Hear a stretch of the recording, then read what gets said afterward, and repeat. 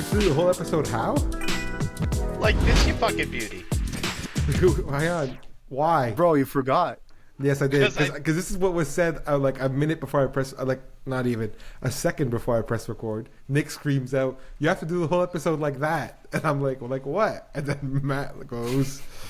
So basically what happened is like last fucking week, me and the broski got into a little bit of an argument, and it ended up being that I have to speak like one of the true boys from Sudbury, the Blueberry Bulldogs. And yeah, so pitter patter, let's get at her. And do you want to fucking help me out, or? You're not gonna last. No, but what did we bet on? It was not a bet. It was just a thing. You were like, you should do it. You fumbled the outro, and I said I could probably do a better job, and you said you should do it with that accent.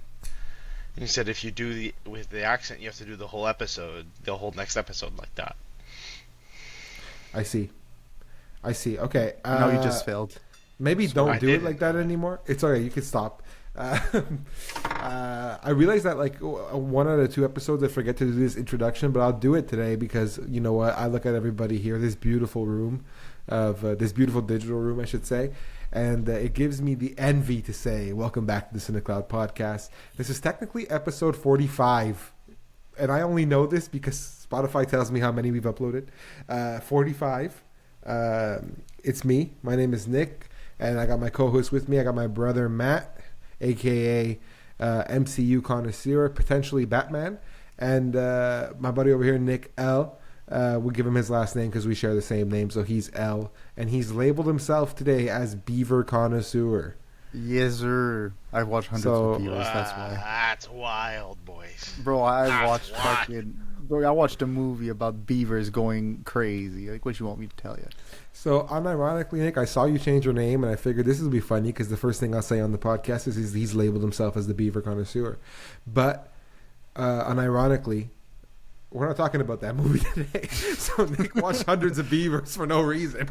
And so, here we are. Welcome back to the CineClwd Podcast. And here today, we are going to talk about the latest happenings in the cinema world.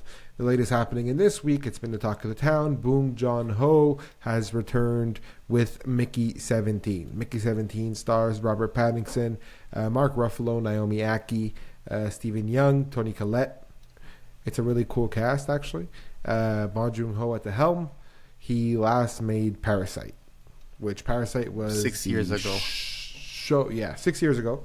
It was an absolute showstopper.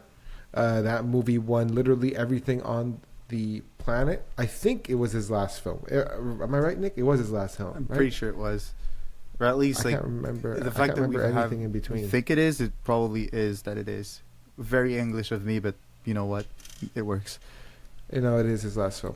It is his last film. Mickey 17 is... What is Mickey 17 about? Well, it's the story of a dude named Mickey Barnes, who is a disposable employee sent on a human expedition to colonize an ice planet.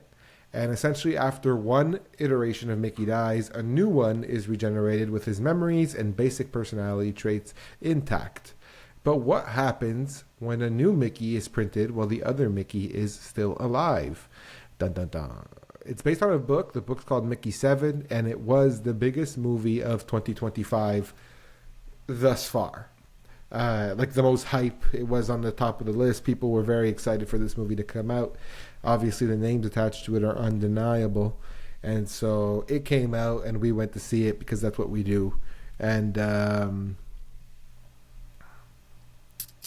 lot of things felt. A lot of different That's a good emotions. way to put it. A lot of things felt. I've realized through this podcast, through my own like learning of the film world, that I'm absolutely in love with creating experience. Like, what does it mean to watch this movie? Like, movies are not meaningless. If you wanted to watch meaningless movies, you could watch the entirety of the Lindsay Lohan collection on Netflix. Some but movies are just not meaningless. movies are not, they're not meaningless. Like, and Bong Joon-ho has taken his platform and used it to make movies that are not meaningless. He made Parasite, for Christ's sake. And so I was expecting something like extravagant with Mickey 17. I don't know, when a guy wins Best Picture and they give him $120 million budget, you expect something crazy, I guess. And perhaps I've shot myself in the foot here, because what I'll say off rip is Warner Brothers has disguised this movie, which is a sci-fi satire, as this massive blockbuster. And I'll build off that by saying the word of mouth that this movie has gotten has punished it, because the box office numbers are not what Warner Brothers would hope for. It's kind of measly. It had $19 million opening weekend against that $118 million budget. And we're talking about something that will probably recoup itself in the long run, but it's not, you're not sitting on a hit. You're not sitting on pure gold at Warner Brothers. That being said, box office isn't the only thing that matters. Maybe it matters when you put 120 M's into a movie, but I don't think box office is the only thing that matters.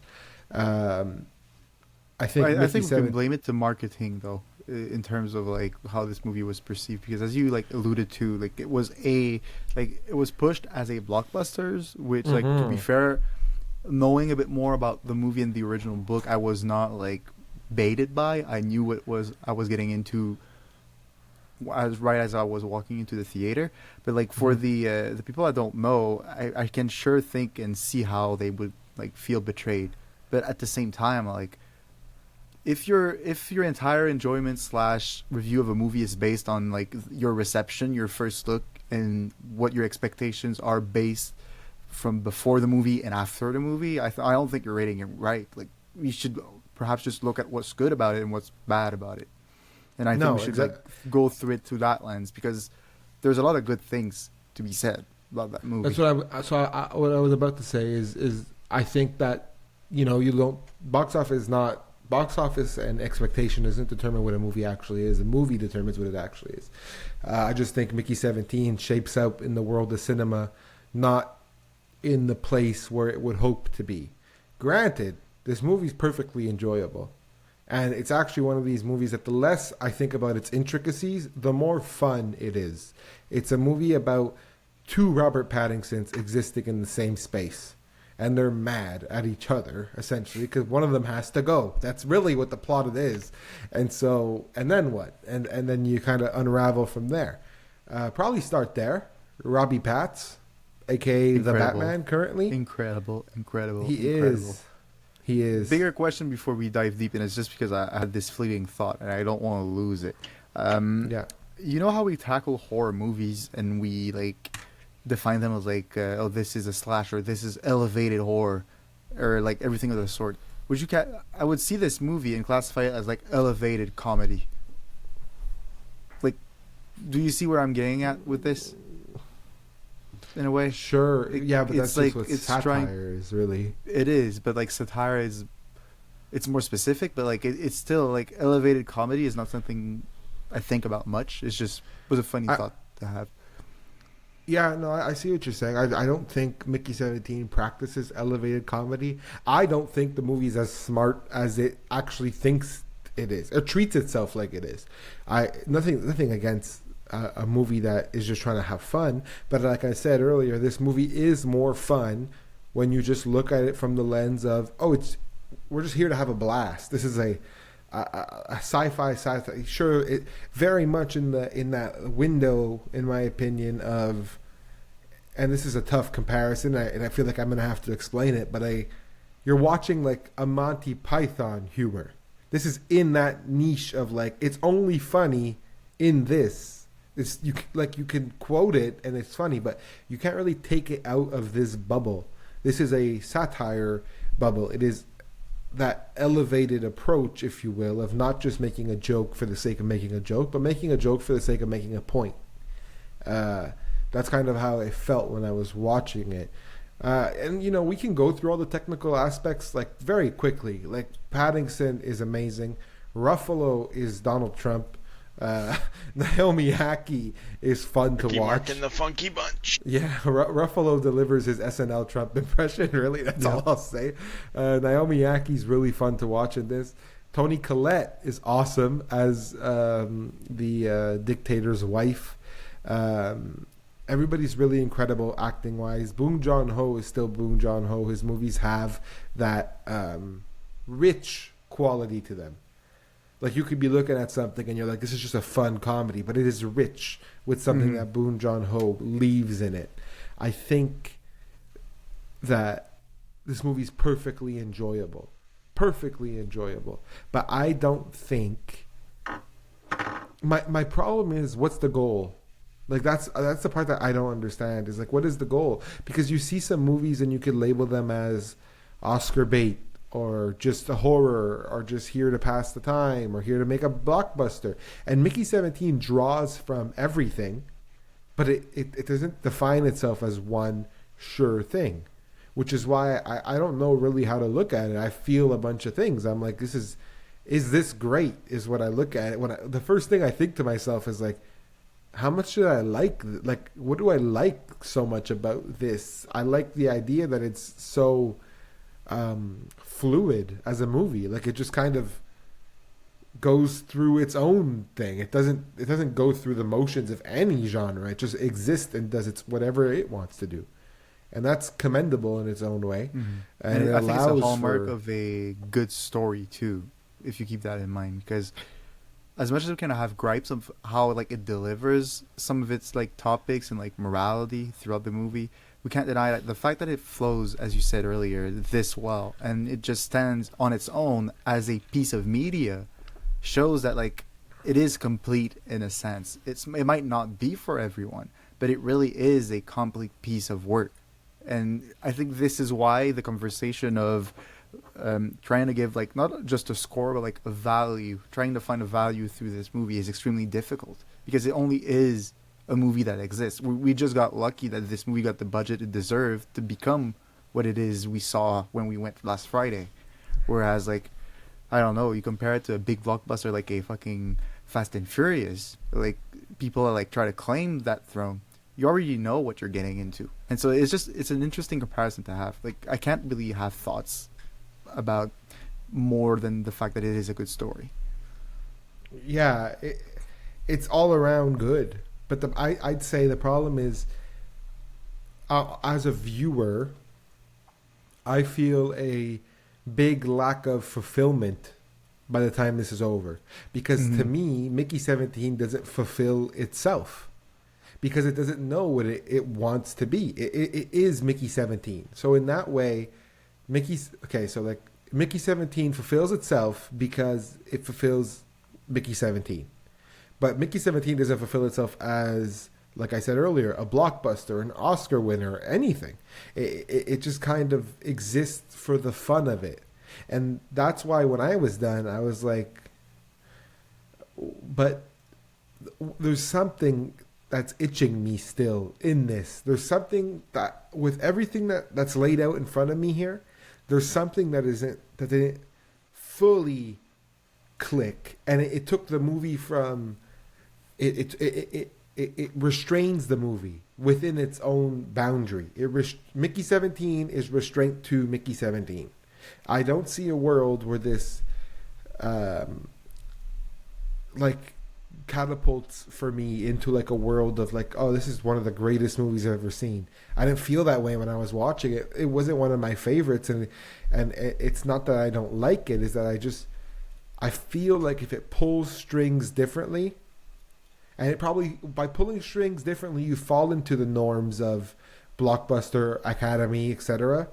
But if you want to stay away from that, you do what you have to do. That's what Mickey 17 did. I just feel like if you pull strings differently, you get closer. For me, you work a little bit more for me in terms of you get closer to universal acknowledgement. Kinda, but you also get closer to what, like, some movies win things or act a certain way, and although it might be a cliche, it works for a reason. Like, it works for a reason. my favorite movies all have something in common. I know that I'm not maybe the target demo for Mickey 17, but I'm just saying in general, people like what they like for a reason. They've been doing it forever.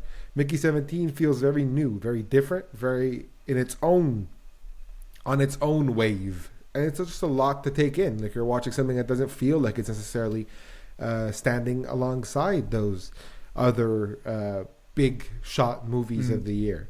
And yet it doesn't feel like a pioneer either. Like it really just feels like a blip in time. You know what I'm saying? Like the idea that it doesn't pioneer anything at all. It's just, I don't want to repeat myself, but it just is. No, you're right though. This is not like a new path of a way to make a movie. People are gonna go back to making the same old movies again. It's just like Mickey 17 is going to unfortunately come and go. And leave little to nothing behind. And that's the unfortunate reality, because I see that more from the lens of all these people who worked on it, Bong Joon-ho himself, all these actors. And this movie's been tossed around date to date to date to date to date, and it's out, and all people are going to do with it is pretty much this. Neat. What's coming next week? Like Brother Matt's doing right now. That's pretty much all you got to do with this thing. Like, I don't know. I haven't met anybody. I haven't seen anybody who was like, this was absolutely phenomenal. Loved it. My favorite movie of the year. I haven't seen anybody who does that. If with anything, that take though, yet. It really is my biggest takeaway from this movie is that it feels very much like the kind of movie Pattinson would want in his portfolio, regardless of what we have to say. Just because like anything in his portfolio after 5 fucking Twilight movies.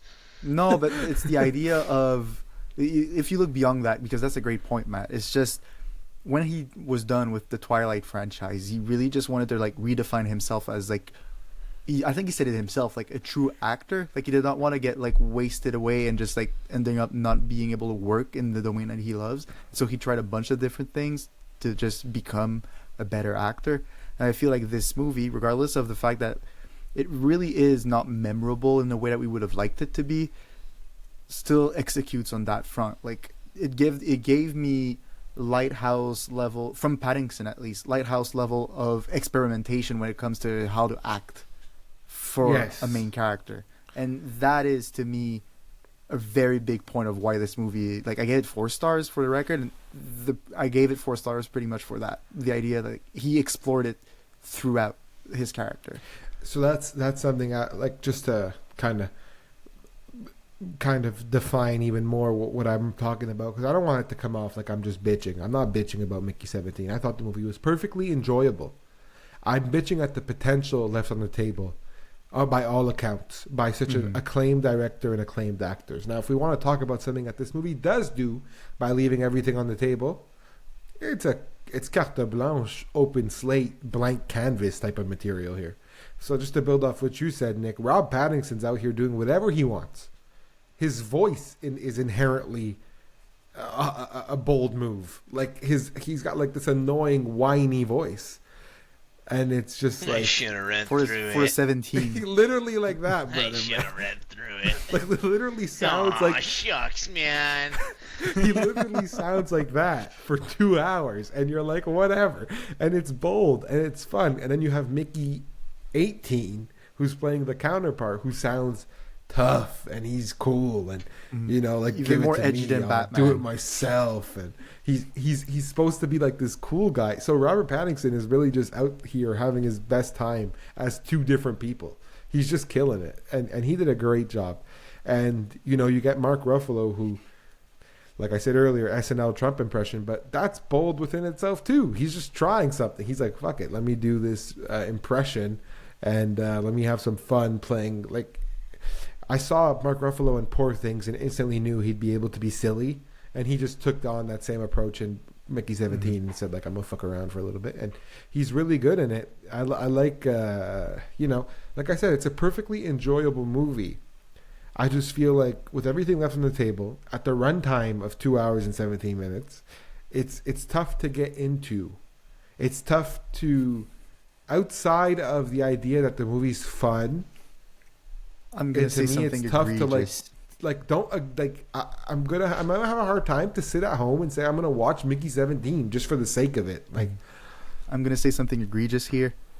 mm-hmm. That's the pitfall of all, except 1% of all sci-fi movies. The pitfall of all sci-fi movies is that they leave a lot on the table. Yeah, or not that they leave a lot on the table, but there's like, because of the span of the universe and how much can be accomplished, they never truly fulfill it, and you always feel a bit empty because of it. Even Star Wars, which has like 1 million spin-off, 1 million books, you're still like, oh, but imagine if they'd done it like this or like that. The creative freedom that sci-fi / fantasy gives you Mm-hmm. will be your own demise. Like, Sure. it's just, and this movie is the perfect example of that, because you had literally every single ingredient to make it great. You had one of the best director around, one of the best cast you could have around for this.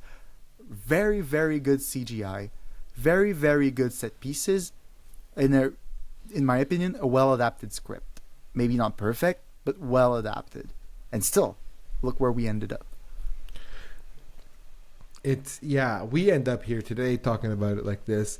I've seen the online reception be somewhat cold. Like, everybody unanimously thinks this thing is good, but no one's fighting for it more than it has to be.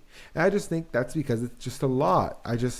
Overall, I think it's a feat to achieve what Mickey 17 does. It's just shamelessly doing what it wants, and that's awesome for Bong Joon-ho and for Paddington and company.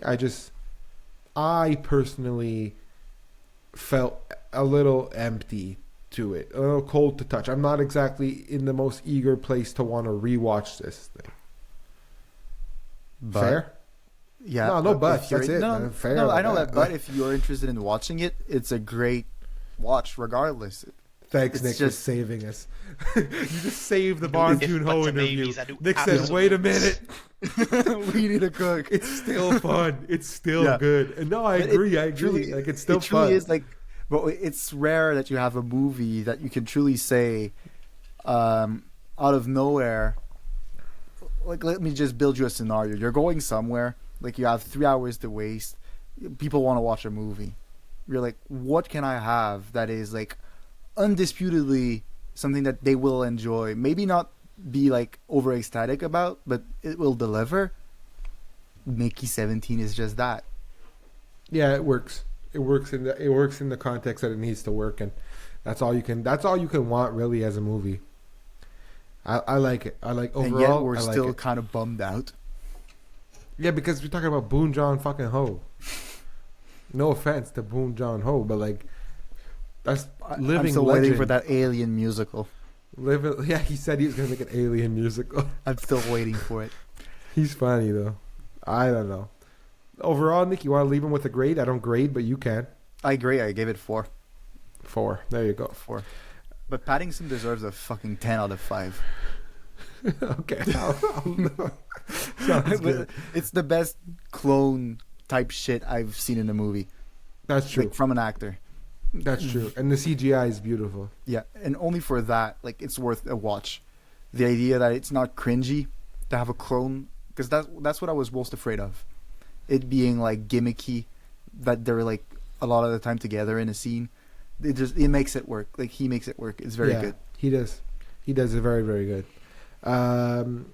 Outside of that, I saw a second movie this weekend that nobody else saw. Nick, you watched 100 of Beavers instead, but Yeah, I wanted to watch it too, but you went out. I was not available. Exactly. And Matt was at his he and his girlfriend's anniversary dinner. So congratulations, buddy. Let's go. Girl likes me. Yay! That's It's been over a year. that's wild. That's wild. That was great. Beautiful.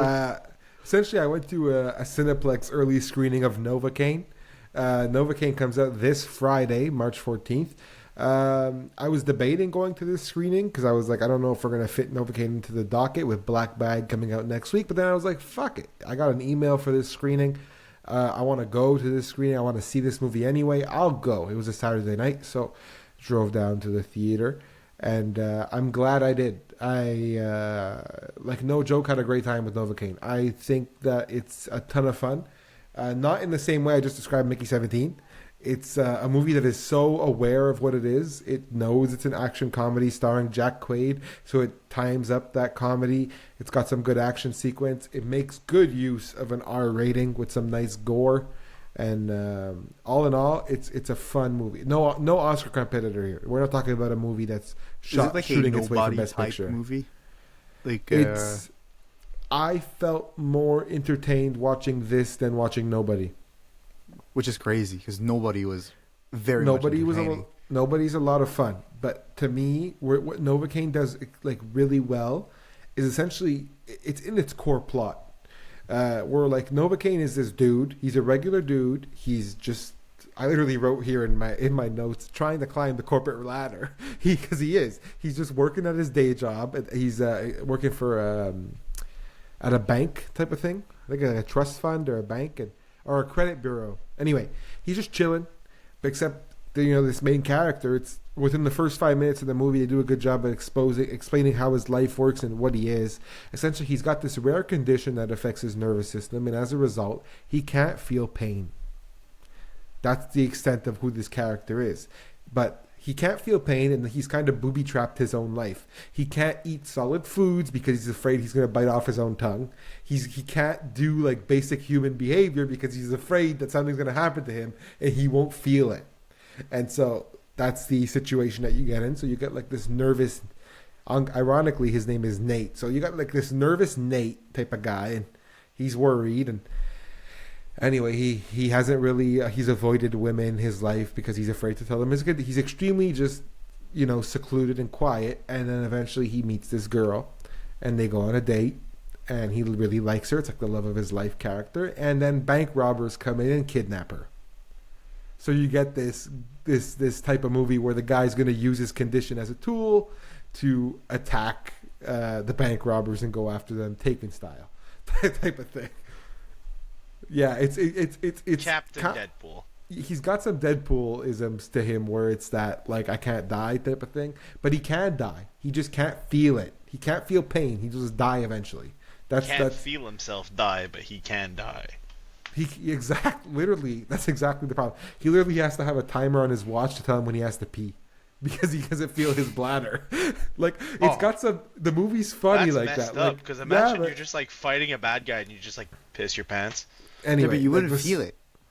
But no, but I'm sorry. If I'm fighting you, I'm like squaring up with you, all right, and you just piss yourself, I'm gonna be like, "Excuse me, what are we doing?" but he won't. He won't. The thing about his character in this movie is that he literally says his line is, "I have to put a watch on with a timer because if not, my bladder might explode." Meaning he doesn't ever feel when he has to pee. He'll just like his bladder will just explode, his liver failure, etc. Anyway, we're not gonna get into the intricacies of having to pee, but essentially, what color is your flow? this character's in tough shape, and so essentially, like I said, he goes after these bank robbers. You get some cool action sequences, some solid comedy bits. And all around, it's a fun movie. It comes in and out at like an hour and 50 minutes. Very digestible. A lot of fun. And the whole time I was watching it, I couldn't really help myself to feel that this is a movie for the past 5 years. I feel like I would have caught on like Amazon Prime or Disney Plus. And I was so happy to see it in a theater. Like, very happy to see it in a theater. A lot of the times, these movies just go straight to a streaming service on account of the fact that people don't think they'll perform well. I don't know if Novocaine will perform well, but as a theater advocate, it was very, very fun to watch this in a theater. I know I'm not the only one who's a fan of these action comedy movies, so I hope that people do see it when it comes out. I hope that you guys see it when it comes out. It's like, it works as a date. It works as a just chill afternoon. It's and Nick, you drew the comparison to Nobody earlier. It's funnier than Nobody, and Nobody tried to take itself kind of seriously too, which I don't think this movie kind of is, given the main character.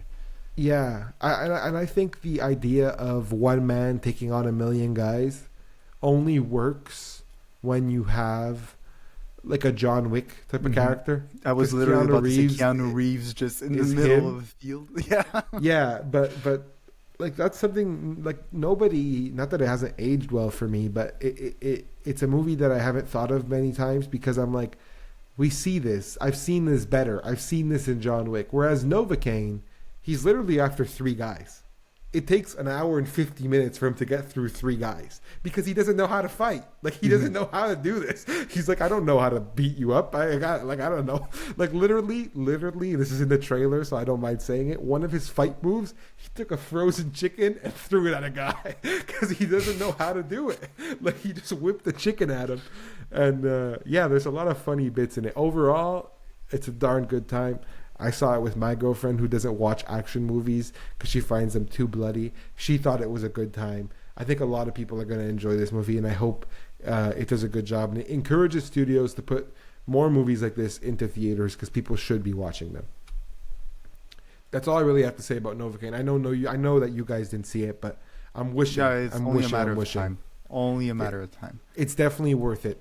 It's definitely worth it. And by the way, like screenings, early access screenings are the most fun thing ever. Like every time I scour Cineplex until we get an invite, I fake it till we make it. I pretend like I get the Cineplex newsletter and they're like early access screenings for Novocaine. I'm like, get my press pass ready. I sat beside two 65-year-old ladies for this movie. They loved it too. They really did. They loved it. They were like, "Oh wow, this was great," and it really was. I'm happy to see people back out in the theater. Oh, we forgot to say it too. Mickey 17 had a full theater. Mm-hmm. Mickey 17 had a full theater. Full theaters are the best. Matter of fact, we'll do I'll throw in here like a little segment break, and because I want to get Brother Matt talking because he hadn't seen. Poor guy hadn't seen Novocaine, and he wasn't available to come with us for Mickey 17, so he's sitting there looking pretty so far. But I want to ask him just quickly, do you have a vivid memory of a packed theater experience that you'll remember forever? The Avengers movies, Endgame and Infinity War, and one specific memory specifically, when Thor shows up in Wakanda in Infinity War, the lady in front of me at Guzzo. This is okay. So Thor shows up in Wakanda. Nick, you know exactly what I'm talking about, right? Yeah. Guzzo. Thor shows up in Wakanda, and this is like towards the end of the movie. And she looks at her daughter beside her. She goes, "Si kista gala." Who is that? Hey. We're 20 some odd projects deep into the franchise. What are you talking about? Who is this guy? That I also have some memories of empty theaters. So Anchorman Part 2. Oh yeah, Grown Ups 1. Do you remember when we went to see Black Adam? No, I didn't go with you guys to go see Black No, Adam. it was mean. No, the movie that we saw truly in an empty theater, the three of us, was Argyle last year. Oh yeah, that was crazy. Not there a were like single two other soul. people. Not a no, there was two single other soul. people. There was? There were up but we above, were- like last row. Oh, We didn't care. okay. We were talking the whole time about the Yeah, movie. yeah. It was a group Me chat and, group chat brother- for 15 minutes. Me and Brother We Matt saw both had a Black Widow. random day off on like a Wednesday and went to the theater to watch Black Widow. There's me and him in the theater. Nobody we else. We sang the It Smells Like Teen Spirit. Teen Spirit from the beginning. Yeah, 'cause that's the intro song to Black Widow. So you were We jamming just a little. sang it in the theater. I don't know, man. Out. The theater is the coolest place in the world for me. I love that. Yeah. And empty Or or full, whiskey. there's always It's so something to cool. enjoy. The what? Any well-anticipated movie pretty much gets a full theater. So like the James Bond movies, those are always full theaters. Marvel movies, even though sometimes the projects are a bit iffy, they always get full movies. Yeah, they do. So At least on that first day. At least on that first day. On the release day, they're definitely packed, and then goes down when it gets mouth to ear. Everybody goes like, "Oh, okay, maybe not." Like, I remember Deadpool 3 as like when we went together. Like it Yeah, was we not did. That That was was a nice awesome. gang. We went as a big Yeah. gang. We had a nice time. yeah, how many were we? 7? Yeah, we were like a few. I think my favorite personal theater experience was last year. because I hadn't known what that felt like until we did it, was the Shelby Oaks premiere at Fantasia. Yeah. Hearing people meow at the logo, because the logo of Fantasia is a cat, and it's like a tradition. People meow at the logo of the cat. So I went to Comic-Con. Nobody meowed at the Fantasia logo. No, during the movie you do it. Yeah, it's like early credits, like the opening. Early credits. at the it's actually to turn your phone off. Turn off the flash, you fucking moron. Kinda. So yeah, that's a lot of fun. But my Fantasia was favorite very cool. big release that we've ever done as a group probably was Creed 3, because of like I felt the event itself was very well executed, like the early coverage into the movie, the live stream, and then the live stream and everything. It just for a like gimmick of sorts, it felt like a true like opening night. Barbenheimer was another good one. We double featured Barbie Oppenheimer. That was a day. We did it properly. We double featured. We did it for real. We did that one right. We did it properly. We did it right. Yeah, we did it right. That's a lot of fun. I love the theater. Is awesome, man. The theater is awesome. But yeah, definitely, in my opinion, Shelby Oaks is up there for me because of like, first of all, Chris Stuckman being in attendance. The people audibly reacting to things that would happen on the screen, like cheering, booing. Like people were like having a blast. I remember with that opening scene. We're not talking about it because the movie has not released. That opening. There's not even scene, a date for it yet. We don't have anything about that movie. Like that opening scene left us with a bang. Like it was crazy. Like, yeah. Like there's essentially, brother Matt. There's a sequence that triggers the opening credits. And it comes out of left field, and it's like really like Tarantino left field, or maybe not even further. It can't even be compared. Compared. It comes out so of left field that the audience was like, it was like ballsy an audible gasp. People were clapping instantly. It was a first time director, as in Chris Stuckman, first time director, making one of the boldest moves I've ever seen a directorial debut have. Yeah. It's like when Shelby Oaks comes out, you're going to watch it because what's her name? Where we go from we're Shorzy. Yeah. What's her name in Shorzy? The lady, what's her name? Yeah. Not Nat, the reporter that he's always talking to. Laura Moore. Yeah, Laura Moore. So good to you. Yes, I'd be so good to you. That's the line. That's who she tells. That's who he tells it to. Yeah, she's the main actress. So good to you. Yeah, she's the main star of the movie. That's awesome. She's awesome in it. Yeah. Mm-hmm. You ever just get the feeling when you look at someone, you just like you feel inside you gotta go like, yeah. Make her a bowl of miso ramen. Like anyway. You go to bed, you wake up, I'm right there being good to you. Okay. Next. Yeah. I understood the assignment. So move on next. Yeah. I got into something like interesting this week. I went down a rabbit hole. I'm obsessed with studios and the way that they function, and what's being made and who's greenlighting what, and I kind of love that. And I'd say on the independent side of things, independent meaning away from the Disney, Paramount, Warner Brothers world, you have A24 and Neon are pretty much the highest, most prestigious indie companies that exist to this date. And they've been pitted against each other for most, or if not their entire history. But I saw this quote this week, and I'm like, I got to bring this up on the pod because this is fucking crazy to me. Neon CEO Tom Quinn, for those who don't know what Neon is, Neon's a production company, aka also a distribution company, and they've bought... Thank you. Honora, Long Legs, Cuckoo, Portrait of a Lady on Fire, Triangle of Sadness, just to name a few. But essentially, what CEO Tom Quinn had to say, and this is a quote, "The industry thinks there's a rivalry with A24." And a rivalry? Did I double you my R? You rivalry did, brother. Oh, I'm sorry. Okay, I'll restart my quote.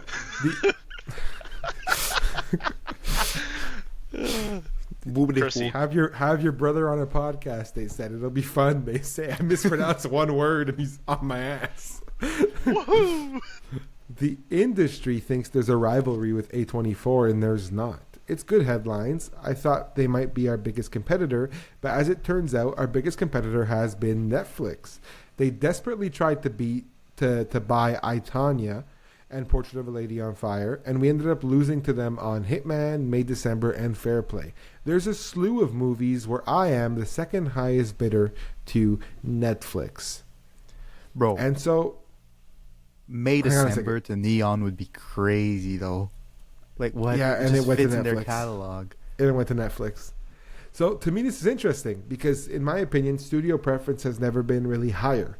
Studios are making their own merch. I'm literally wearing an Anora T-shirt. Like, they make their own merch. I bought it on Neon.com. You can make your own merch, and A24 has their own shop, and they sell their own goods. I got Marcel the Shell back there. Like, do something. And anyway, I have studio preference. I get attracted to A24 and Neon, and this is like a little bit of a war going on in the cinema world where Netflix has even kind of dived into that festival purchasing zone, and they're always pretty active at the game, trying to outbid companies like Neon and A24.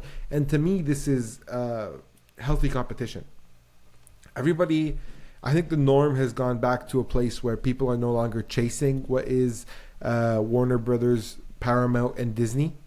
I think that people have realized that the theaters are never going to be back to the kind of place that people, as much as they're trying to, the theaters are not really in a current state where they would be, so everybody's trying to make good movies. But when I was looking at this list, just the list that Tom Quinn named here, Hitman, May December, and Fair Play, they went to Netflix, which are like, because like on Friday, Netflix has a movie called The Electric Slate that's coming out, and that debuted with a 10% on Rotten Tomatoes. And it's like, oh, what's up with that? And so to me, it's very interesting, the reality that movies are distributed and bought and purchased for what they are able to be in the long run for companies. And it's actually interesting to me that the multi-conglomerate billionaire company that is Netflix is going up against these A24s and Neons. And it's pretty much A24 and Neon standing strong on the indie front, while Netflix kind of does its own thing and buys whatever it wants. But essentially, all that is just to lead me into this kind of other section where... Stop buying movies and upping your prices, Netflix. Let these indie people have their own movies, bro. That's what I gotta say. Charging me $18.99 for Netflix, bro. Get out of here.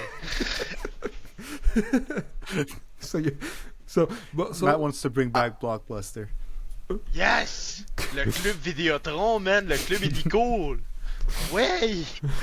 So here's what I will say is pretty cool. Netflix has been a large proponent of keeping theaters alive. They are still pushing people to see movies in theaters. They're not shying away from that. Every single one of their big releases has a theatrical release planned. Hitman did. May December did. Fair Play did not. But I think of Glass Onion, it did. Knives Out 3 will as well. Netflix puts their movies in theaters for that 3 weeks. I think it's like 30-day span before hitting the streaming service. Depends on how it performs, to be fair. But it's true, it does. And they do like limited engagements. I can't knock them for the effort that they make to keep the movie theaters going. So I don't want to go as far as Brother Matt did, saying they charge me $19 and fuck up the indie space. I don't think they do. I think it's healthy. I think it's healthy that there's competition. I think it's healthier that indie films get larger sums of money because of the bidding war. Mm-hmm. I think it's cool that A24, Neon, and Netflix are fighting for a movie. I think that's great because it means bankroll goes up. The only winner when there's competition in a space is the consumer, and we're the consumer. So therefore, we're up in this shit.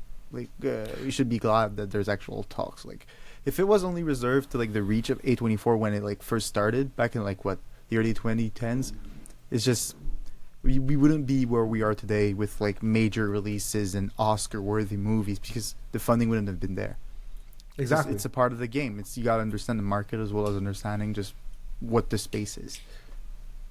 It's a lot of fun. Talking about Netflix, may I add, Netflix, bring back Blue Mountain State. I was looking for that today. Could not find it. That's where I watched it first time. Bring it back. Thad Castle is yours and is yours forever. Bring him back. That's PSA. all. Okay, good. Thanks. You clip that shit. I don't care. This kind of leads me into my point of with A24. It's that Thunderbolts, which is coming out by Disney. It's the MCU movie in May. Florence Pugh's the star of it. Florence Pugh described Thunderbolts as, quote, a badass indie A24 feeling assassins movie with Marvel superheroes. Cap. Dope as fuck. Cap as fuck. Cap. Bro, like, what are you even saying? Get out of here. That's exactly what it's going to be. It's exactly what it's going to be. What? Bro. It's exactly what it's going to be. Bro. Arrête-moi ça, là. Bruh. What do you mean? I've never heard badass indie exactly and Marvel in the same fucking headspace in my entire life. How do you feel that way? Who, me?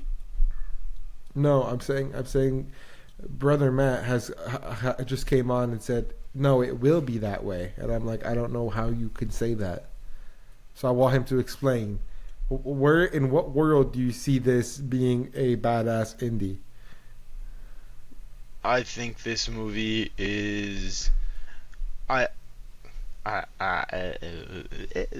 think the proper word would be unique because they're taking all different characters that have no link with each other, and they're throwing them all into one movie, and they're saying, well, they're not saying, this could work because it worked in the books. The Thunderbolts are a great storyline. They're amazing, and I think that it has the potential to be a badass Marvel indie, if you will.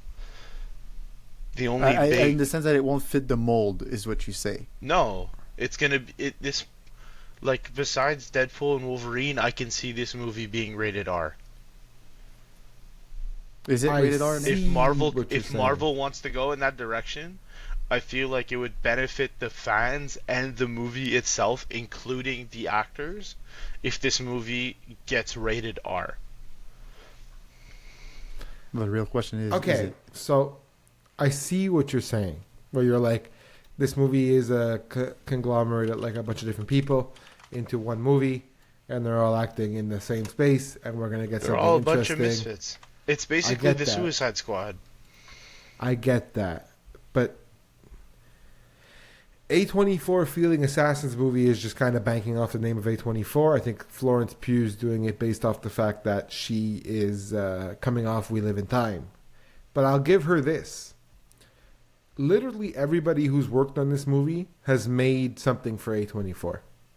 This is the director of Beef who's making this movie. So to me, you know what this feels like? This feels like when... We know this because we're Montreal Canadiens fans, hockey guys. Look behind my brother's head. You got the Habs flag.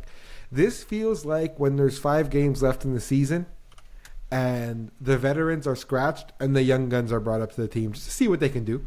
Just to see what they can do.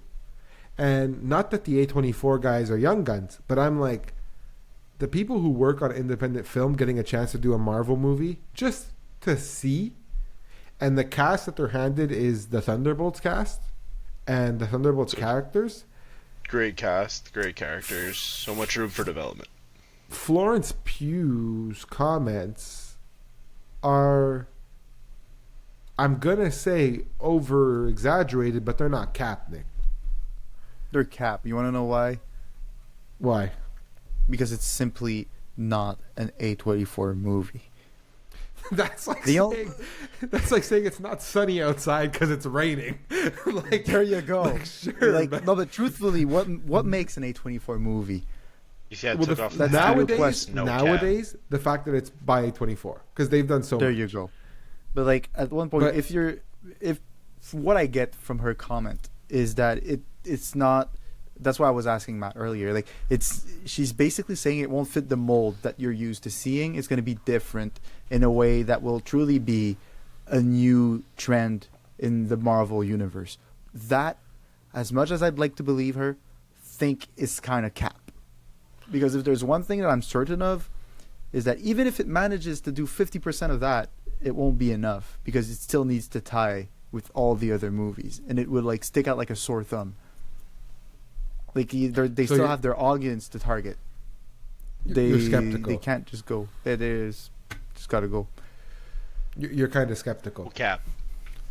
I'm gonna love this movie. It's probably my most anticipated movie of the year. But like, it's not A24 level. I don't think A20. I think A24 can be replaced just by the idea that she says badass indie is kind of one thing. I don't think A24 really matters in the sentence. I just think, kind of like you said, it's a mold breaking, fun to be had. We're good. Type of situation. I just checked. It's made on film. It's A24. We're good to go. such what did I miss? Thunderbolts was recorded on a film camera. So Nick is saying we're indie level. I don't think it's A24 just because that she said it. Although all the people who worked on it, editor, director, writers, they're all from A24 various projects. So it'll even have an IMAX release. Yes, Ooh, yes, it will. Like I said, I think the Thunderbolts is just getting itself a chance to be what it is. And I think Florence Pugh is advertising is somebody. Sorry, what I want to say is I think Florence Pugh is well aware of the state of Marvel in the eyes of people who like film, and she's like, but it won't be like that. I promise. Seriously. Yeah, she's like, just have some fun with this. Like yes, take it. Like, we are coming. We are a movie. Don't sweep us under the rug like you've been doing with the other Marvel movies. Go see this. We think. She believes in it, obviously. Like, you got Sebastian Stan and Florence Pugh in the same movie. I'm gonna believe in it regardless of what it is. David Harbour, David Harbour, Wyatt Russell, David Harbour, but like fucking crazy. Julia Louis-Dreyfus, Louis Pullman is in here. I mean, we know what they got. Rachel Weisz is in here. Like dogs. Dogs. Keep going. Keep going. I can't find a rating for the life of me. I'm running out of names. A rating. Florence Pugh, dog. Seabass, dog. Okay, I need your help. David Harbour. I'm gonna help, bro. Wyatt Russell, Louis Pullman. He's a dog. Julia Louis-Dreyfus. Oh, OG dog. Thunderbolts MAPA rating. It doesn't have one yet, Nick. Okay. So that's the current state of affairs. Yeah, I'm excited for Thunderbolts. It's coming out on May. I have May 1st here. I'll check. May 2nd, I got. May 2nd? What's the Friday? Let me see if I can find it. I got May 2nd in Canada. There you go. So May 2nd. That's right. It's going to be bonkers, dude. Hope they throw some early access screenings like A24 does. That'd be bonkers, too. Speaking of bonkers, a live-action Monopoly film is in the works. And this is kind of a short segment. I just want to have some fun with this. Margot Robbie's producing the film, so she's doing Barbie, The Sims, and Monopoly. So anything that's just a live fucking action advertisement, she's doing it. John Francis Daly and Jonathan Goldstein are writing the script. These guys are pretty good comedy writers. Their last project was Nick's favorite movie ever, Dungeons and Dragons: Honor Among Thieves. Not my favorite movie ever. Gotta stop capping. Paddington 2's in the mix. They did Vacation Friends, Spider-Man: Homecoming, the Cloudy Vacation with a Chance remake. of Meatballs too. Whoa. They did do that. Horrible Bosses back in 2011. And essentially, these guys could write comedy. But that's not why I want to talk about this with you guys. I'm putting you both on the spot, and I'll give you a proper answer after. But I want to know, who would you cast in the role of Mr. Monopoly? Oh. You know who I'm going to cast? The Pringles guy. Yeah, I was going along those like the KFC guy. Live action. It's got to be live action. Live action. Danny DeVito. That would work. Okay. That would If you work. go Nick, back, you don't if have that's- your own. I do have one, but if it only works. Okay, there's two answers you could give. I'm talking all time there because they're way too old to like fit the job. But Mel Brooks would be insane. Mel Brooks. That's a crazy pick. That's a good poll. But if it was down to me, I'd love Michael Caine. Michael Caine. Michael Caine has like this like crooked, like, oh, I look all good and funny on the outside, but in the inside I literally steal your house and bulldoze like neighborhoods. Mustache Michael Caine. Give me But Danny yeah, Mel DeVito. Brooks would be like my actual answer if he was younger. So I'm looking at this, right, and I'm thinking, what is the age range to play Mr. Monopoly? It's not young, right? It's not young, but it's not so old either. And I'm thinking of who can do what, and who's got the capabilities to act like a rich guy. And all that comes to mind so far. Leo. Not always Leo, the answer. Not Leo. Tell me Chalamet, bro. If you catch Chalamet, Chalamet is crazy. I was not gonna catch Chalamet. Kenan Thompson, Monopoly. No. I'm thinking Daniel Craig. Being No, Mr. I'm Monopoly. serious. I don't like it. Let me just change something really quick. I can't change your name. No. Oh, I would change it to Wild Takes 101. What is that? No, Daniel Craig is the Monopoly man. that's no. Honestly, Johnny Depp. Oh, that's a solid pick. Yeah. That's a good pull. Yeah. Johnny Depp's a his great return, My his opinion return is Ruffalo. as redacted. Monopoly. I agree. Mark Ruffalo would have been good as well. Like it's a Johnny Depp role. I'm sorry, but like it Or really I mean, is. you could go with RDJ based off his history as Charlie Chaplin. You could play He's already got RDJ. I'm convinced Will Ferrell could do it as well. Nah, he would turn into. But some, given he's like off of Barbie, goofy. it's like theoretical. Like he could perhaps keep working Yeah. with Margot Robbie. Give me Rob Schneider.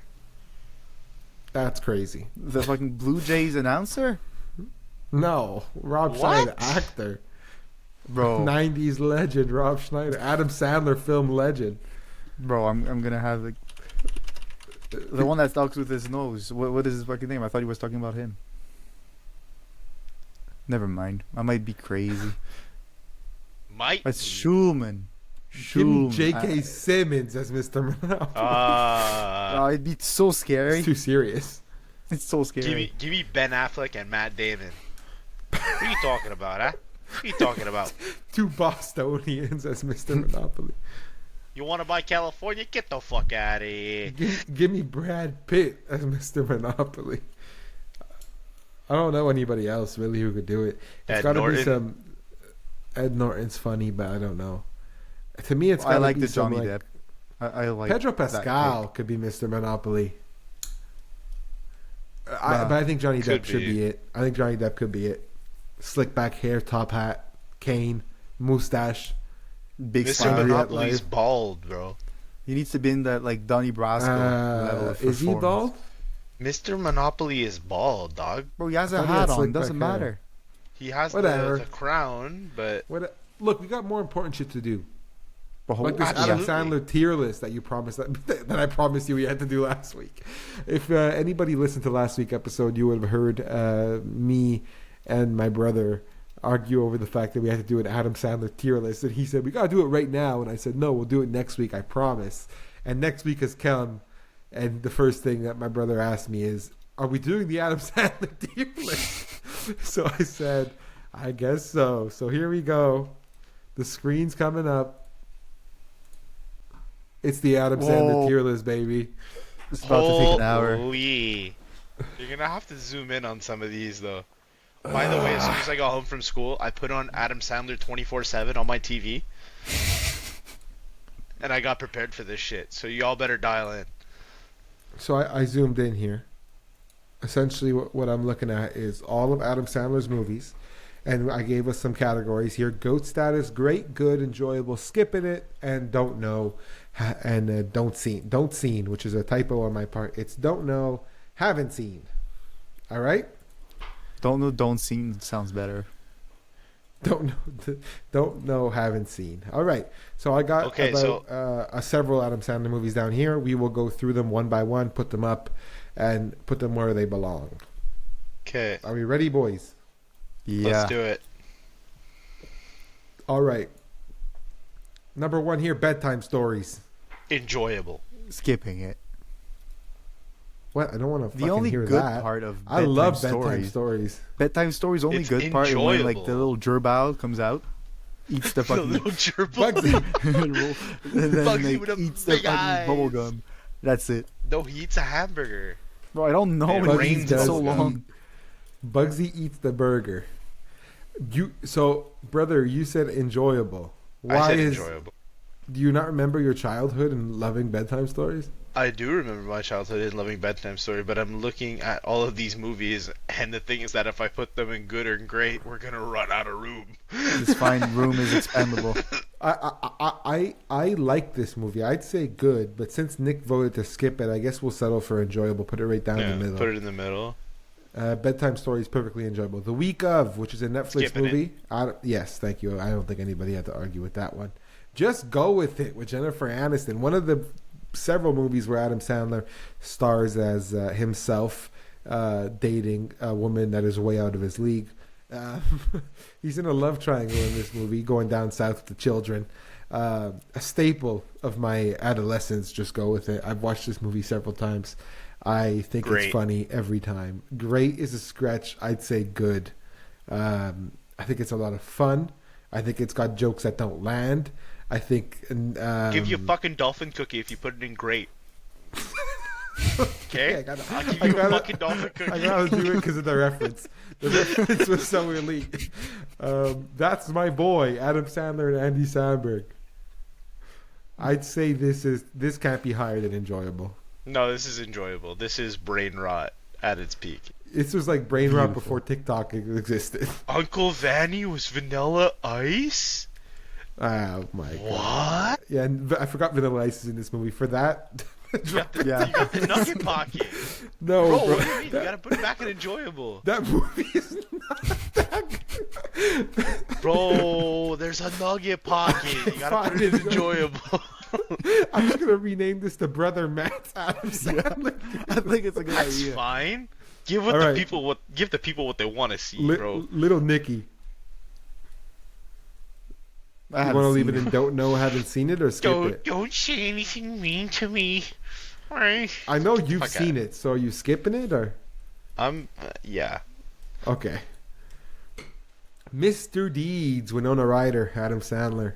Is that a wine punch? You can't quote every movie. Can you? Just... I told you this is what I was gonna do. I told you I prepared for this shit. Okay, just go. This is good. Mr. Deeds is good. It is good. It's not a bad movie. I actually enjoy that one. Don't mess with the Zohan. The I got blatant that for race. free. I was going to say the blatantly racist Adam Sandler movie. What do you think of it? It's enjoyable. Okay. My guy enjoys a bit of racism. Really. Who doesn't? Men, women. Okay, that's good. Oh my god. Men, women, and children. Never seen it. All right. Me either. Hotel Transylvania 1. Is that Blah, the first blah, one? blah. Yes, It's the first good. one.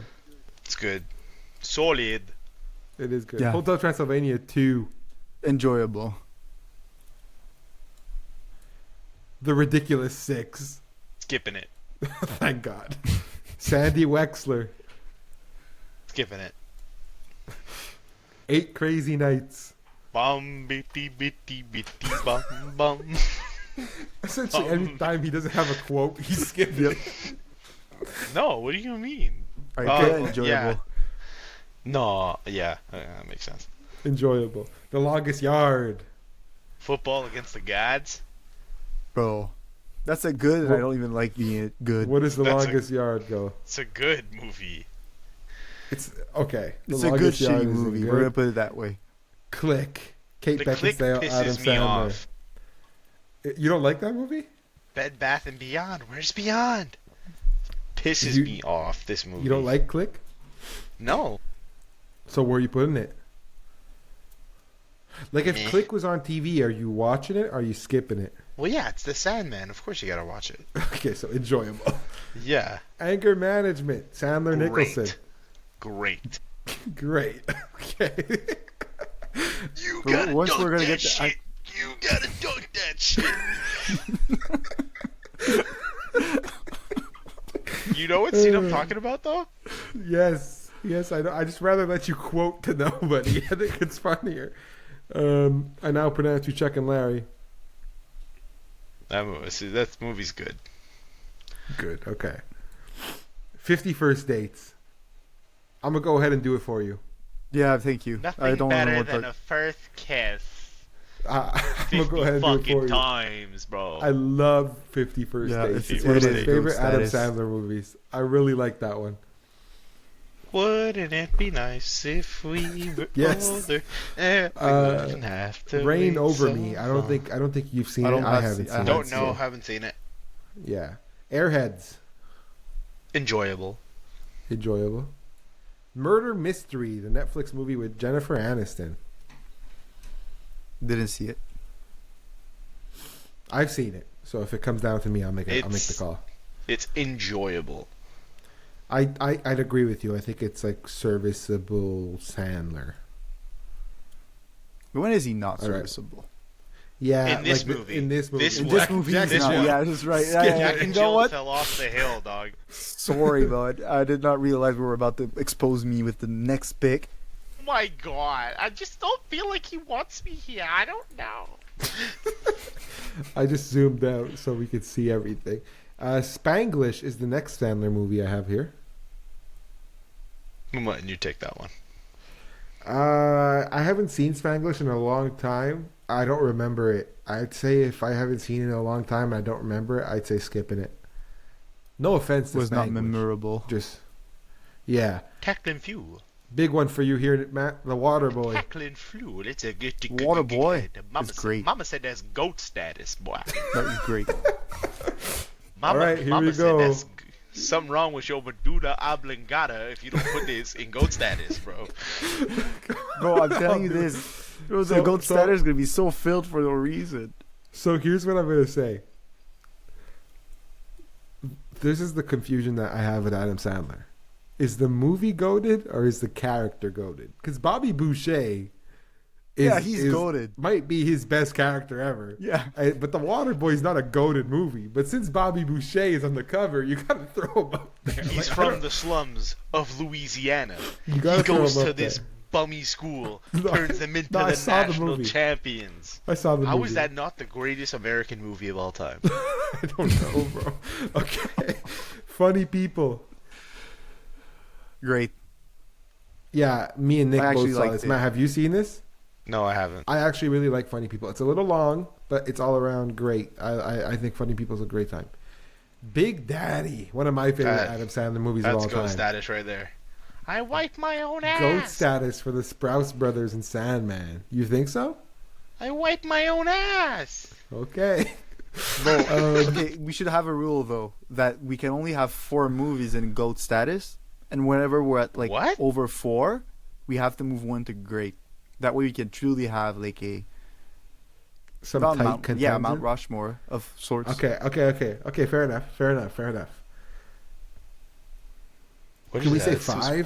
I can't see it. No, 4. In honor of Sandman pickup basketball.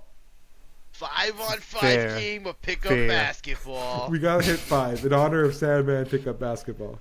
The Merowitz Stories, which I think I'm the only person who's seen this. It's Noah Yep. Baumbach directed this for Netflix. This is a very, very good movie. I'd say great. It's a great movie. Adam Sandler delivers one of his greatest performances, like as a serious person in this. Not as good as this one though. Punch Drunk Love. Nope. That's PTA. Goat That's status right there. That's goat status right there. Back on the Brother Matt bandwagon. Billy Stop Madison. looking at me, Swan. I think, Matt, I don't know about you, bro. This one depreciates every time I watch it. Yeah, because it was funny when we watched it for the first time at 10 years old. I don't find it funny anymore. He's batting too fucking. I Stop think looking at me, Swan. I'd say it's enjoyable. Oh, okay. Like, I don't think Bedtime Stories is worse than Billy Madison. Okay. Dude, the character is iconic. Happy Again. Gilmore. Let's go. Happy Gilmore. Too good for your I'm gonna home? fucking fight for my Go to your life. home. Let's go. Go to your home is up there, goated. dog. Happy Gilmore is goaded. The Wedding Singer. Price is wrong, bitch. the Wedding Singer. Film with Somebody kill first film with me, Drew Barrymore. please. I think this is actually great. Yeah, I it love is. this movie. It's very fun. But if it was down to me, I would probably like remove Waterboy and like trade. But I know Matt's not having it. You would throw I'm Wedding about to Singer drive into to your house GOAT and instead of swing, Waterboy? dog. Yeah, Wow. I'd much rather rewatch I'd get fucking rid Wedding of Singer. Big Daddy if I had to get rid of a movie right now in the GOAT status. Would you do it though? I'd move Big Daddy down to great. and I'd Okay, move you know Wedding what? Singer I think for now, leaving Wedding Well, look at 'cause its you're lucky flow. I don't have my. I Look don't. at its I might not fucking have my. flow. You're lucky I don't have my input all over this because the Merowitz stories would be like I would have this all switched around. But for now, I'll say Wedding Singer in great, and we can make the adjustments necessary afterwards. All right. Okay. Hotel Transylvania Hotel 3. Transylvania 3. Skipping Skip it. that shit. Skipping We it. don't need that many. Going Overboard, one of Adam Sandler's first movies. I haven't seen it. I don't think Me anybody neither. else has either. Hubie Halloween. Only watch on October 31st. Skipping it. Grown Ups 2. Enjoyable. You fucking crazy. This movie's Good. hot garbage. No, it's kind of okay with the family. That's all I'm gonna say. With the fam, All Roman right, fine, dude whatever, hits. whatever. Enjoyable. All that it's like. Pixels is Skipping. fucking being skipped. Skipping. what's the Sandler, theater Barrymore. No, hang It's on a good. second. Hang on a second. Just to reiterate, Pixels, we're skipping it. We did see it in the theater, Nick. It was just as bad then Yep. at that young age as it is now. Mhm. Pixels is garbage. We're not watching. Agreed. It. Sandler Barrymore in Blended. This is one of my favorite recent Adam Sandler movies. Good at the most. Yeah, but Did you could forget place that it Terry like, Crews is up there in a fucking hot air balloon? No. bro, just That like movie's move it funny. closer to like the edge of good, like after Bleed. Deed, sorry, I can't read from Yeah, the Mr. distance. Deed, yeah. All right, we'll leave it there. Bulletproof. Adam Sandler, Meh. Damon Wayans. I haven't seen it. Have you It's seen it? okay. It's enjoyable. Okay. The Cobbler, Adam Sandler. I haven't seen this. Me It's the neither. one where he makes shoes. I haven't Bro, seen it's it. a though. cobbler. I haven't seen it though, bro. What is it? Okay. Grown Ups, the original Grown Ups back That in is 2010. goated. I'm sorry, bro. Like, What was that on is the goated. line? I wouldn't say goated, Nick, and I love this movie, and I wouldn't Great. say goated. I'd say great. They great. peed in the pool. You know what, Nick? It's not GOAT status. It's amazing. I'd say. Oh, wait a second. We gotta. You're welcome. May. What the fuck? Why can't I get this shit? not how right? you write Amazing. Yes, that's maze. Really? Yes, maze is like I that. thought it was written as mice. No, it's not like that. Amazing. Yeah, but there's Yes, no okay. E. No, there's definitely an E. In amazing. When you're at amazing, No, it's not amazing. amazing. But when you No, say but maze, it's a maze. I'm doing it on purpose, like in the movie. Okay. Maze. Fair enough. Is it because I'm all caps that it doesn't fit? No, it fits. There you go. Better. Okay. Could you cap the Uh, K, please? Hustle. Yeah, Hustle. good. Netflix movie. That movie Good. is very good. Yeah, I'd say good. You are so not invited to my bar mitzvah. Well, this movie came This and went. I movie did not is- get the chance to see it. Yeah, it's actually It's good enjoyable. though, but it's like enjoyable in terms of the Mhm. like in terms of Adam Sandlerisms. Yeah. Like Don't say his kids. Spaceman. Don't fuck with You me. guys loved Amazing. it. I didn't. Amazing. Hotel It's Transylvania amazing. 4. We skipped 3. We're not They watching made it. 4 of those fucking movies? Exactly. Leo. which he played an iguana. I think this was pretty good. Leo is solid. Yeah, I'd say it's pretty good. Matt, this is strictly a you choice. Zookeeper. I don't even remember Sandler being in Zookeeper. He plays the monkey. No fucking way. Yes. Really? Yeah. Enjoyable. All that to leave it enjoyable. The Do-Over, him and David Spade on Netflix. I've seen this movie more often than I should, and it's never getting better. I'd say overall, it's part of the other Adam Sandler Netflix movies that have busted. Skipping it, in my opinion. The Week Of, which we already did, I'll just put it down here. Why is it there twice? Yeah. And Murder Mystery 2. I think it could go in the same category as Murder Mystery 1. So it's enjoyable. Yeah. All right. Let's hone in on this now. Let's sort these out. Closer to the color means better, right, Nick? You watch more tier lists than I do. Closer I don't to the watch color more means tier lists. better. It just makes sense. Okay, so That's Wedding fair. Singer. Now, hang on a second. Let's do the Jack bottom and Jill to the should be top. dead last and skipping it. I'm Yes. sorry. This movie should be fucking gooch. Like, it is So disgusting. Jack and Jill is disgusting. Transylvania. The Transylvania movie should be before it. But the Pixel Transylvania right movies after. are not that bad. Bro, The best of the a waste of skipping time. movies is probably. I would do Pixels. I It's would probably do Hubie. Lil Nicky is the best of the skipping movies. Lil Nicky. Sandy Wexler is not that bad. The Week Yeah. Of is not that bad. Spanglish is not that bad. Spanglish. Ridiculous 6 is actually worse than Jack and Jill. All right, so that's Actually, solid the for skipping it. Dunkachino is No. more painful than that.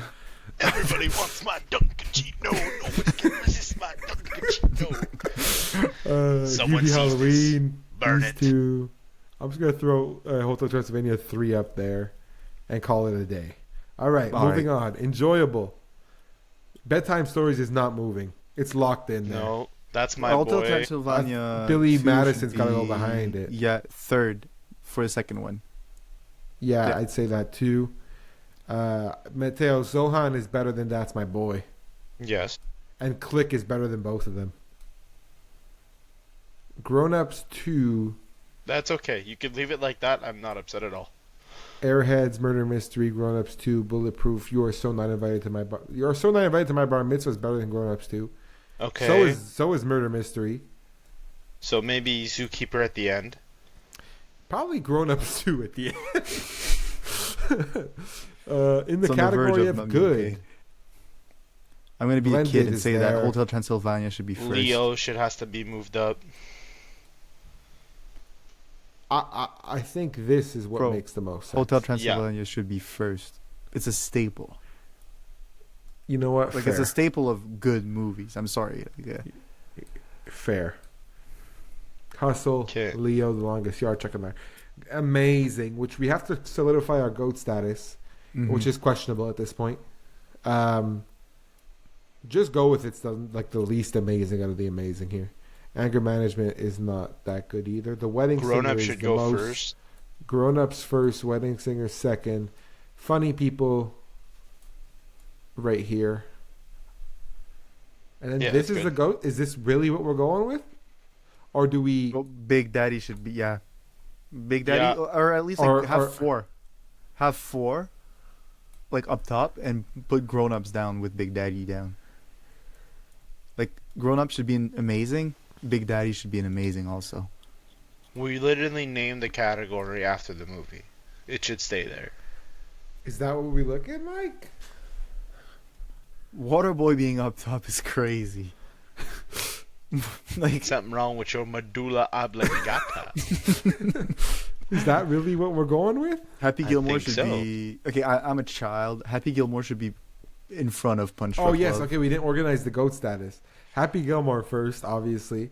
50 Punch First Drunk Date Love should be second. first. Like if I had like because Happy Gilmore is like quintessential Adam Sandler humor. Sandler, 50 First yeah. Date is just quintessential good movie Adam Sandler. It's just But Punch Drunk Love is better Mm. than all of them. yeah, but you can't say that. Not in the Sandler verse. No, exactly. Fine, And fine, as fine, a movie, fine, sure. fine. In the Sandler There you verse, go. ain't no We'll do fucking this way. one. We'll do this one. Is that final, boys? Looks like it. Where's The Adam Uncut Gem? Sandler tier list. It's a good question. Shit. Bro.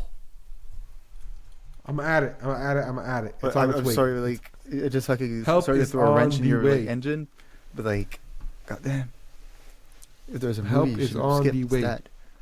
Where are we putting it? Bro, it's Let's start the conversation. It's either Amazing. amazing or GOAT. Well, we can't just say GOAT. Bro, It's it amazing. literally revived his career. Amazing. Okay, where are we putting it? Top of amazing? Behind grown-ups. Yep. Behind Uncut Gems behind grown-ups is fucking insane.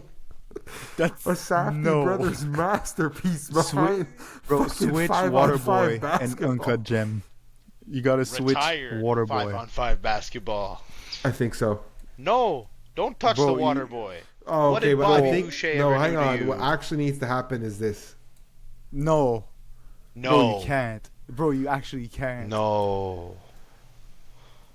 Punch Take Drunk off Love the... and Amazing. No, that one. Punch Drunk Love. Take that one off. No, Put I Uncut can't. Gems I up can't there. do it. Punch Drunk Love is better than Uncut Gems. His performance, especially. Yeah, but Bud, Ooh. the significance of Uncut Gem is not to be underestimated, which is why Waterboy There is should no. be put There down. is no Uncut Gems without Punch Drunk Love. Yeah, but Waterboy should be still not in GOAT. Yes, it Waterboy should should be the one that has to go, but it's going to be very hard to convince Brother Matt. Brother Matt. Take What him if I back. told you that I would give you a good dolphin biscuit too, if you No, like not the allowed right it? movie. I don't care if it's not the right movie. I'm telling you that you should have one too. Hang on. Bobby Boucher. No, Yeah, right that tackle is and fair. fuel. There you go, Tack- bro. Is that better? Is Yes, that that's better? absolutely amazing. That's a good tier list. Yeah, boys. that's absolutely. That Baba sums it up Boucher. beautifully. That sums it up perfectly. Oh, The Adam sir. Sandler tier list is complete. This is it. I'm And gonna it's save all it its for the glory. game. Download the image. I have gonna the be image. my new We're desktop. good to go. Adam It is a Sandler tier beautiful list in image. all of its glory. That's That beautiful. looks great. It does look great. We should have So whose lists tier list more are we often. doing next week? We should just delete this shit. Actually, fuck this, bro. Just save what we got. Yeah, Yeah, that's beautiful. yeah, it's a good question. Which What- tier list should we do? Which tier list are we doing next We're week? gonna do tier list a week. Is that the plan? That is Why sick. not? Fuck it. Okay, which actor gotta do you come rather up- have? we got- Matt? we Just so gotta can commit- put all the Twilight movies in the bottom. We got to commit right now, right? All right, let me find an actor. Here, Let's- just go. Here. I got it. I'll find one. A list actor.